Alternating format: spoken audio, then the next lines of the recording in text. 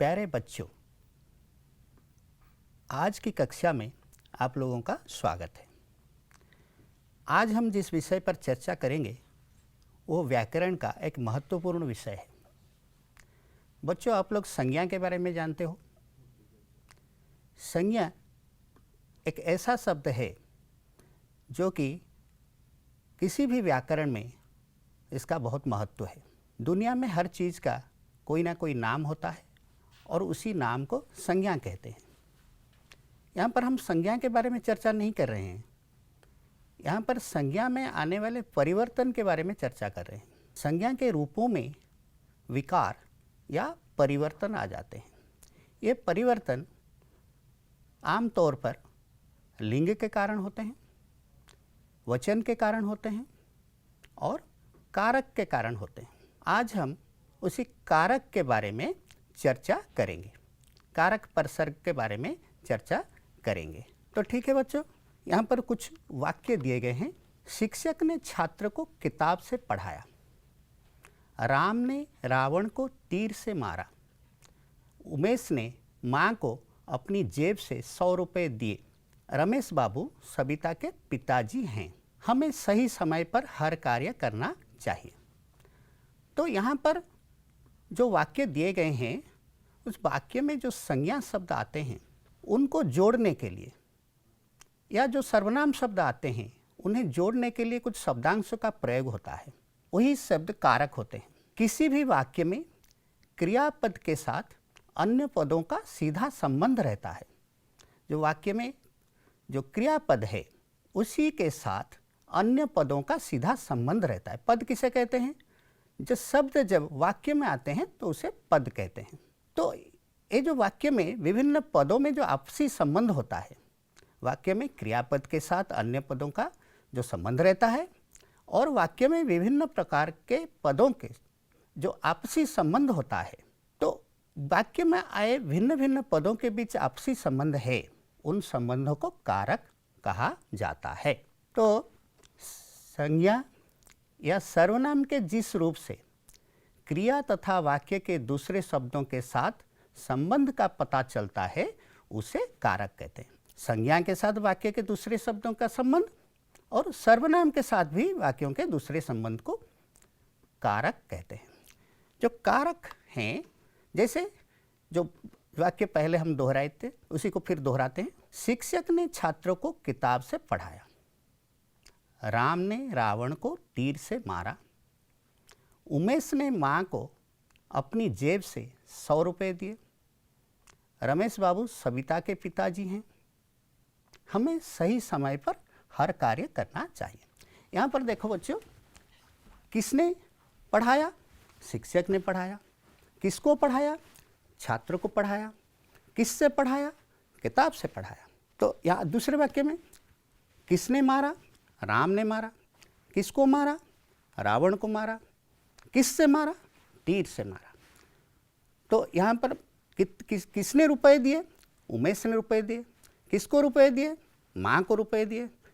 और कहाँ से दिए? अपनी जेब से दिए। फिर चौथे वाक्य में देखो, जो सविता जो है उनके पिताजी रमेश बाबू हैं। तो यहाँ के लगाए, रमेश बाबू सविता के पिताजी हैं और हमें सही समय पर हर कार्य करना चाहिए। जैसे पहले 3 वाक्य में ने, को और से, ये जो चिन्ह लगा है, शब्दांश लगा है।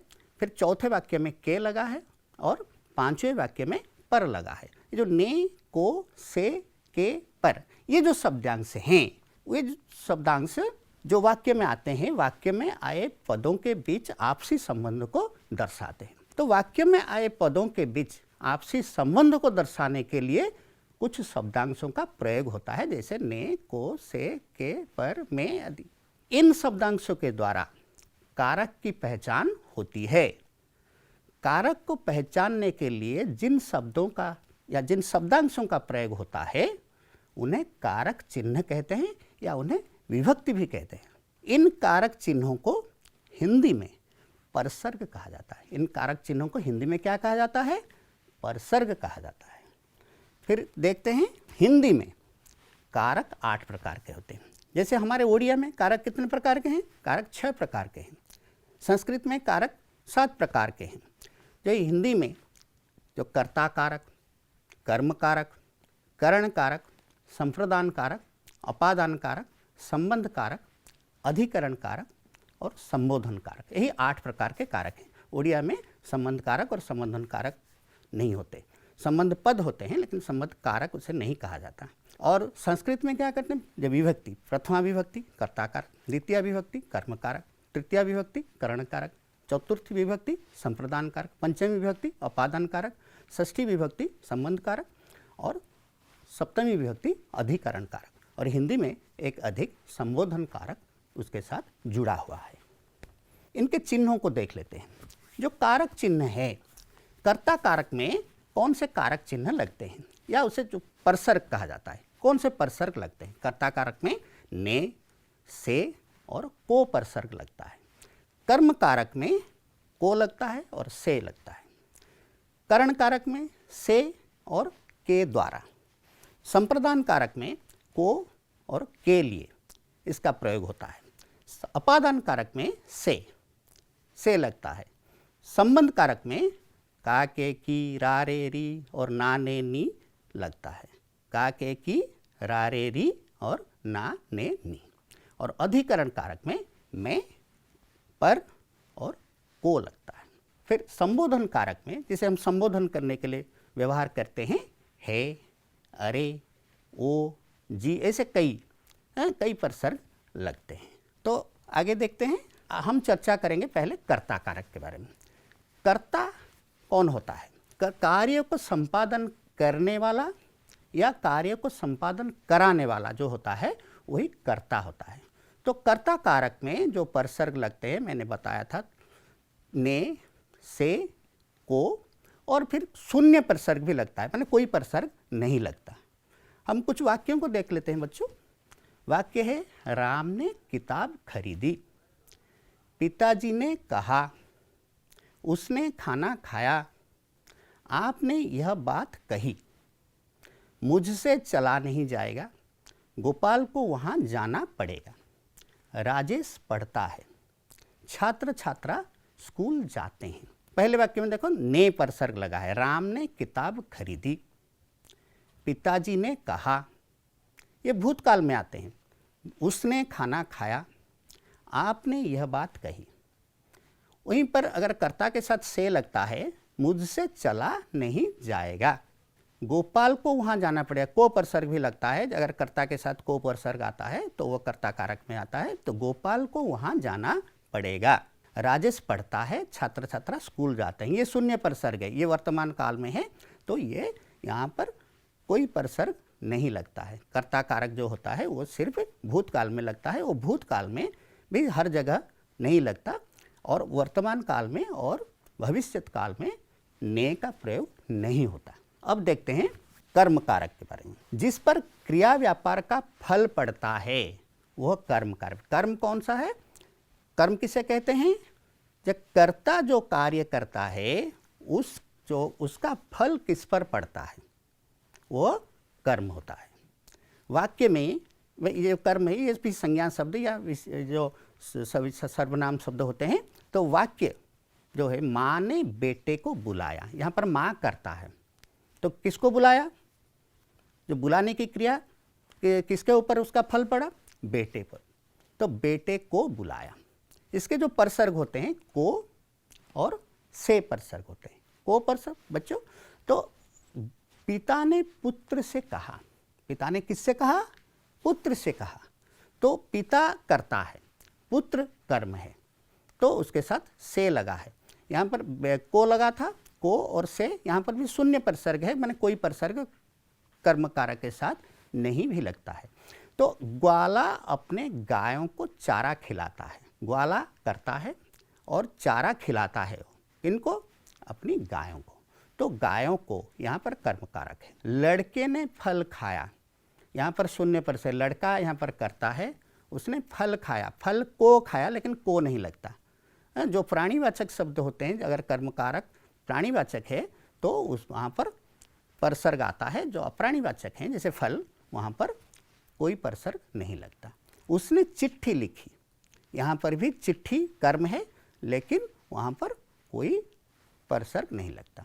सविता इतिहास पढ़ती है, सविता इतिहास पढ़ती है, तो यहाँ पर कोई परसर्ग नहीं लगता, इतिहास यहाँ पर कर्म है। सीता फल खाती है, जैसे लड़के ने फल खाया, सीता फल खाती है, लड़के ने फल खाया, वो भूतकाल है, सीता फल खाती है, ये वर्तमान काल है, यहाँ पर भी फल पर कोई परसर्ग नहीं लगा है। बच्चे फुटबॉल खेलेंगे, ये भविष्य काल में है, बच्चे फुटबॉल, बच्चे क्या खेलेंगे? फुटबॉल खेलेंगे। तो बच्चे यहाँ पर करता है, फुटबॉल एक कर्म है, लेकिन यहाँ पर कोई परसर्ग नहीं लगता। तो कर्म कारक में जो परसर्ग है को है, से, और कहीं कहीं बिल्कुल कोई परसर्ग नहीं लगता। फिर करण कारक में आते हैं। तो करण कारक में, करण कारक किसे कहते हैं? जो कर्ता जो काम करता है, जो कार्य करता है, जो माने कर्ता के द्वारा जो क्रिया संपादित होती है, तो वो जो साधन है जिसके माध्यम से वो काम करता है, वह करण है। यहाँ पर करण का परसर्ग है से या के द्वारा। तो इसके कुछ वाक्य दिए गए हैं, देखो बच्चों। पिताजी ने चाकू से फल काटा, पिताजी यहाँ करता है, तो फल काटते हैं, फल कर्म है, किससे काटते हैं? चाकू से। तो चाकू उनका साधन है या माध्यम है, तो चाकू से, तो चाकू से यहाँ पर करण कारक है। हम कलम से लिखते हैं, से या के द्वारा, कलम से लिखते हैं। तुम लोग मेरी बात ध्यान से सुनो, तुम लोग मेरी बात ध्यान से सुनो, या ध्यान से सुनना, ये करण कारक, ये एक माध्यम है, साधन है। कैसे सुनोगे? ध्यान से। वो पत्र के द्वारा सब कुछ बता देगा, वो पत्र के द्वारा या पत्र के माध्यम से सब कुछ बता देगा, तो पत्र के द्वारा, ये करण कारक है। फिर आगे बढ़ते हैं, संप्रदान कारक की ओर जाते हैं। तो संप्रदान कारक किसे कहते हैं? पहले इसे जान लेते हैं। जिसके हित में कार्य किया जाता हो वो संप्रदान है।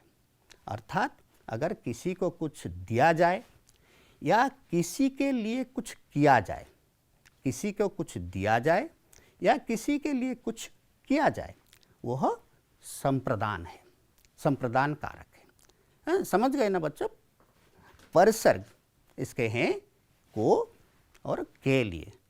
किसी को अगर कुछ दिया जाता है, किसी के लिए कुछ किया जाता है, तो वह संप्रदान कारक में आते हैं। किसी को कुछ दान में दिया जाता है, उसे कुछ दिया जाता है, तो इसे संप्रदान कारक कहते हैं। इसके वाक्य हैं, गरीब को पैसे दो, गरीब को हम देते हैं पैसे, तो ये संप्रदान कारक में। इसके चिन्ह आगे आ गया को। माँ ने भिखारी को चावल दिया, तो यहाँ पर भी चावल दिया भिखारी को, ये संप्रदान है। तो पिताजी अपनी बेटी के लिए खिलौने लाए, पिताजी अपनी बेटी के लिए क्या लाए? खिलौने लाए, बेटी के लिए लाए। तो बेटी के लिए, ये यहाँ पर के लिए परसर्ग लगा है, जो कि संप्रदान कारक है। गुरुजनों को प्रणाम करो, तो यहाँ गुरुजनों को, अगर हम किसी को मैंने प्रणाम करते हैं, किसी को नमस्कार करते हैं या किसी को शुभकामनाएं देते हैं, तो ये भी संप्रदान कारक में आते हैं। गुरुजनों को प्रणाम करो, सहायता के लिए आपको बहुत बहुत धन्यवाद, किसी को धन्यवाद देते हैं, तो वहाँ पर भी संप्रदान कारक होता है। तो सहायता के लिए, सहायता, आपने जो सहायता की थी उसके लिए आपको बहुत बहुत धन्यवाद। तो संप्रदान कारक में बहुत सारी चीज़ें आती हैं, जिसे किसी को कुछ दिया जाता है, किसी के लिए कुछ किया जाता है, किसी को धन्यवाद दिया जाता है, प्रणाम, नमस्कार आदि क्रियाएं होती है, तो वहाँ पर भी संप्रदान कारक होता है। फिर अपादान कारक, जो अपादान कारक है, जिससे क्रिया व्यापार के अलग होने का भाव हो, अगर कहीं से कुछ अलग हो जाता है, विच्छिन्न हो जाता है, तो वह, इसे कहते हैं अपादान कारक। ये अपादान कारक में आते हैं। इसके परसर्ग होते हैं से। तो वाक्य है, हिमालय से कई नदियाँ निकली हैं, जो निकल गई हैं। तो हिमालय से कई नदी, जैसे हिमालय से गंगा नदी निकली है, हिमालय से कोसी, गंडक, सोन, ऐसे कई नदियाँ निकली हैं। तो हिमालय से कई नदियाँ निकली हैं, हिमालय से परसर्ग है। पेड़ से पत्ते गिरते हैं, तो पेड़ से पत्ते गिरते हैं, तो ये पेड़ से फल गिरता है, वो भी अपादान कारक है। वह घोड़े से गिर पड़ा, वो घोड़े से गिर पड़ा। बंदूक से गोलियां चली, बदमाश लोगों से दूर रहना चाहिए। तो ये भी अपादान कारक है, बदमाश लोगों से दूर रहना चाहिए। अपादान कारक का परसर्ग है से।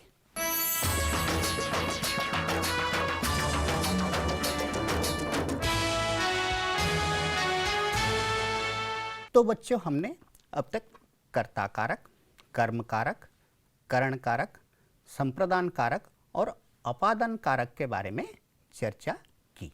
अब आते हैं संबंध कारक पर। संज्ञा या सर्वनाम के जिस रूप से उसका संबंध क्रिया से भिन्न किसी दूसरे शब्द से सूचित होता है, उसे संबंध कारक कहते हैं। तो फिर से दोहरा लेते हैं। संज्ञा या सर्वनाम के जिस रूप से उसका संबंध क्रिया से भिन्न किसी दूसरे शब्द से सूचित होता है, उसे संबंध कारक कहते हैं। इसके 9 परसर्ग हैं, का के की, रा रे री और ना ने नी। तो ये पुल्लिंग के, जब पुल्लिंग आता है, पुल्लिंग एक वचन होता है, तो वो का लगता है, रा लगता है और ना लगता है। जब पुल्लिंग बहुवचन होता है तो वह के लगता है, रे लगता है और ने परसर्ग लगता है।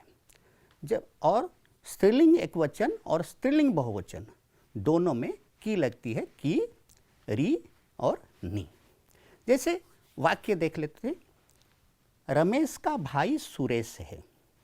तो यहाँ पर जो रमेश और सुरेश दोनों के बारे में कहा जाता है, तो उनके जो का है, रमेश का भाई सुरेश है। घर, जो घर के बारे में बताया जाता है, उनका घर बहुत बड़ा है। यहाँ पर का लगा है, किनका घर? उनका घर, उनका घर, या किसी का नाम भी लगा सकते हैं, राम बाबू का घर या श्याम बाबू का घर। तो उनका घर बहुत बड़ा है, यहाँ पर का लगा है क्योंकि ये पुल्लिंग शब्द है, पुल्लिंग एक वचन में आता है। गोपाल बाबू के 2 बेटे हैं। यहाँ पर देखो बच्चों, बहुवचन आ गया, तो 2 बेटे आ गए। तो गोपाल बाबू, यहाँ पर के लग गया, गोपाल बाबू के 2 बेटे हैं। लक्ष्मण राम के छोटे भाई थे। लक्ष्मण कौन थे? राम के छोटे भाई थे। यहाँ पर भी के लगा है, क्योंकि ये बहुवचन नहीं है, फिर भी के लगा है, क्योंकि यहाँ पर लक्ष्मण और राम को हम सम्मान देते हैं, जिससे वहाँ पर भी के लगेगा। जैसे राम का भाई श्याम है, राम बाबू के बेटा श्याम है। तो ये से इस तरह होता है, जब सम्मान किसी को देते हैं तो वहाँ पर के लगता है, नहीं तो बहुवचन में के लगेगा। फिर की परसर्ग देखो, तो अनुपम की नानी आई। नानी ये स्त्रीलिंग शब्द है, तो की नानी। लड़कियों की बातें सुनो, लड़कियों की बातें सुनो, बातें स्त्रीलिंग है, इसलिए यहाँ पर की लगा है। फिर रा रे री पर देखते हैं, संबंध कारक के जो परसर्ग आते हैं, रा रे री। मेरा, मेरे, मेरी, हमारा, हमारे, हमारी, तुम्हारा, तुम्हारे, तुम्हारी। तो इस प्रकार के परसर्ग लगते हैं। तो सर्वनाम के साथ ये आते हैं। तो भारत हमारा देश है, तो भारत हमारा देश, यहाँ पर रा परसर्ग लगा है, हम के साथ, हम, रा, हमारा। मेरा नाम, मेरा नाम आशीष है, तो ये मेरा, यहाँ पर रा परसर्ग लगा है, ये पुल्लिंग एक वचन में है। तो भारत हमारा देश है, मेरा नाम आशीष है। तुम्हारा नाम क्या है? यहाँ पर भी एक वचन है, पुल्लिंग एक वचन, तो रा परसर्ग आता है, तुम्हारा नाम, तुम, रा, तुम्हारा। क्या वह तुम्हारा भाई है? यहाँ पर भी रा आया है। फिर रे, मेरे पास आओ, मेरे पास आओ। तुम्हारे घर में और कौन कौन हैं? तो यहाँ पर रे लगा है। यह मेरी किताब है, किताब स्त्रीलिंग है, इसलिए ये हो गया मेरी। यह मेरी किताब है। हमारी धरती हरी भरी है, तो री, हाँ, हम के साथ री लगा है, तो हमारी धरती, धरती स्त्रीलिंग है, इसलिए हमारी है। फिर ना ने नी पर देखते हैं, ये जो परसर्ग है, ना ने नी। अपना, अपने, अपनी। अपना काम आप करो, काम पुल्लिंग शब्द है, इसलिए अपना काम आप करो, अपना काम खुद करो।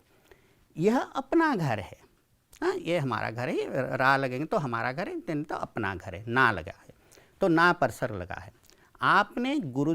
अपने गुरुजनों का सम्मान करो, अपने गुरुजनों का सम्मान करो। अपने गुरुजनों, ये बहुवचन में आता है, तो अपने गुरुजनों का सम्मान करो। यहाँ पर ने लगा है। सभी अपने अपने काम में लगे हुए हैं, सभी अपने अपने काम में लगे हुए हैं, यहाँ पर ने आता है। फिर अपनी पढ़ाई पूरी करो, ये स्त्रीलिंग है, पढ़ाई स्त्रीलिंग है इसलिए अपनी, अपनी पढ़ाई पूरी करो। अपनी बहन से कहो, बहन स्त्रीलिंग है इसलिए अपनी बहन से कहो। फिर आते हैं हम अधिकरण कारक पर। तो अधिकरण कारक किसे कहते हैं? शब्द के जिस रूप से क्रिया व्यापार के आधार का बोध होता है, मैंने क्रिया जो है मैंने कहाँ पर आधारित है, मैंने क्रिया के होने का स्थान क्या है और समय क्या है। जो जब क्रिया के होने का स्थान का बोध होता है या समय का बोध होता है, उसे अधिकरण कारक कहते हैं। जैसे जेब में रुपए हैं, यहाँ पर जो परसर्ग होते हैं तो में और पर का ज़्यादा प्रयोग होता है, और में पर के जगह पर आजकल पे का प्रयोग होता है, लेकिन यह शुद्ध हिंदी नहीं है। तो में, पर और को का भी प्रयोग होता है। तो वाक्य में देखते हैं जेब में रुपए हैं, जहाँ पर अंदर होने का भाव हो, अंदर या भीतर का भाव आता है तो वहाँ पर में लगता है। अलमारी में कपड़े हैं। और जहाँ ऊपर का भाव हो, छत पर बंदर बैठा है, छत कहाँ पर बंदर बैठा है? छत पर बंदर, छत के ऊपर बैठा है। कागज पर एक चित्र बनाओ, कागज के ऊपर एक चित्र बनाओ तो वहाँ पर परसर्ग लगता है, कागज पर एक चित्र बनाओ। तो आप शाम को आइए, यहाँ पर समय का बोध होता है कि आप शाम को आइए। 15 अगस्त को स्वतंत्रता दिवस है, यहाँ पर को परसर्ग लगता है, ये अधिकरण कारक में है। ऐसे तो को परसर्ग कर्म कारक में भी लगता है, लेकिन ये अधिकरण कारक में है। आप शाम को आइए, 15 अगस्त को स्वतंत्रता दिवस है, 14 नवंबर को बाल दिवस है, 5 सितंबर को शिक्षक दिवस है। तो ये सब अधिकरण कारक में आते हैं। फिर आते हैं संबोधन कारक पर। किसी को पुकारने या संबोधित करने के लिए जो शब्द प्रयुक्त होते हैं, किसी को पुकारने या किसी को बुलाने, किसी को संबोधित करने के लिए प्रयुक्त होने वाले शब्द संबोधन कारक में आते हैं। इसके परसर्ग हैं है, ए, अरे, जी। वाक्य देख लेते हैं बच्चों। ए लड़के इधर आओ, ए लड़के इधर आओ। यहाँ पर बुलाया गया है, बच्चे को बुला रहे हैं, तो ए लड़के इधर आओ। हे, कहाँ जा रहे हो? हाँ, यहाँ पर भी संबोधित किया जाता है हे कहकर। अरे यह तुमने क्या कर दिया? तो यहाँ अरे ये संबोधन कारक में आते हैं। जी बता दीजिए, जी बता दीजिए। ओ भाई सब ठीक ठाक है तो? अजी सुनते हो? हाँ, तो ये ओ भाई, अजी, तो ये संबोधन कारक में आते हैं। बच्चों तुम लोगों की पढ़ाई चल रही है ना? तो ये यहाँ पर विस्मयादिबोधक जो चिन्ह लगता है, संबोधन कारक के साथ विस्मयादिबोधक चिन्ह लगता है। तो आगे बढ़ते हैं, हम कुछ अभ्यास करते हैं। जो कुछ हमने पढ़ाया उस पर थोड़ा सा अभ्यास कर लेते हैं। प्रश्न जो है, कारक किसे कहते हैं? कारक किसे कहते हैं? इसका उत्तर है संज्ञा या सर्वनाम के जिस रूप से क्रिया तथा वाक्य के दूसरे शब्दों के साथ संबंध का पता चलता है उसे कारक कहते हैं। यहाँ पर दूसरा प्रश्न है, कारक के कितने भेद हैं? हिंदी में कारक के कितने भेद हैं? उत्तर है 8 भेद हैं। तीसरा प्रश्न है, ने किस कारक में लगता है? ने एक ही कारक में लगता है, वो है कर्ता कारक। फिर और कुछ प्रश्नों का अभ्यास करते हैं। परसर्ग चुनकर लिखिए, परसर्ग चुनकर लिखिए रिक्त स्थान की पूर्ति करने के लिए। तो श्याम डैश बंसी बजाई, मरीज डैश चला नहीं जाता, पिताजी ने बेटी डैश किताब दी, वह कलम डैश लिखता है, शिक्षक डैश छात्र डैश पूछा। श्याम ने बंसी बजाई, यहाँ पर पूर्ति करते हैं, श्याम ने बंसी बजाई, मरीज से चला नहीं जाता, पिताजी ने बेटी को किताब दी, वह कलम से लिखता है, शिक्षक ने छात्र से पूछा। इसके उत्तर भी हैं, श्याम ने बंसी बजाई, मरीज से चला नहीं जाता, पिताजी ने बेटी को किताब दी, वह कलम से लिखता है, शिक्षक ने छात्र से पूछा। और कुछ अभ्यास प्रश्न देखो। अब परसर्ग चुनकर लिखे, पेड़ से फल गिरा, पेड़ डैश फल गिरा, गरीब को दान करो, सामान खरीदने को पैसे चाहिए, पेड़ पर मत चढ़ो, रीता का भाई सुरेश है, वह अपनी किताब पढ़ रहा है, वह अपनी किताब पढ़ रहा है। यहाँ पर उत्तर दिए गए हैं, देख लो बच्चों। और ये जो कारक पाठ हमने अब तक पढ़ा, आशा करता हूँ कि तुम लोग इसे याद कर लिए होंगे। आज की कक्षा यहीं समाप्त होती है। बहुत बहुत धन्यवाद।